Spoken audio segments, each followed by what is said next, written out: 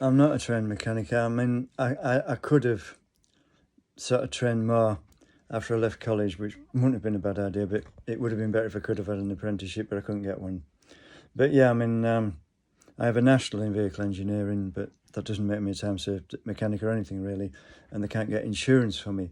While I was doing the national, my mother had a heart attack, so well, I kind of knew that was kind of suspected something like that was going to happen because she had high blood pressure when I was born. But yeah, she was divorced. But before you judge anybody, her first husband, I think he was posted to France. I know he worked on Merlin engines out of Spitfires and Lancasters. I think there were Spitfire ones he worked on during World War II, and it's what he saw coming home in the shot-up bombers.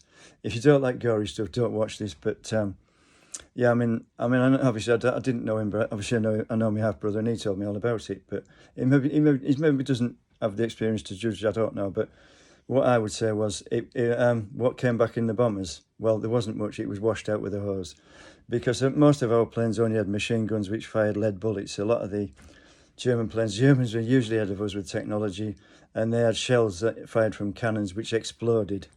Yeah, they'd go through a hurricane through the canvas, because they were doped canvas over wood, and sometimes I've heard they'd go through the wood without detonating. And the thing with a hurricane was it was a quick turnaround when they were wanting fixing, because they just literally cut a piece of canvas, doped it. It was called dope. It stuck it on, and as it dried, it contracted, which gave it strength. Obviously, it contracted over the frame and strengthened the whole plane. And they're quick and easy to fix. But a Spitfire had to drill the rivets out, make a new panel, and rivet it back on.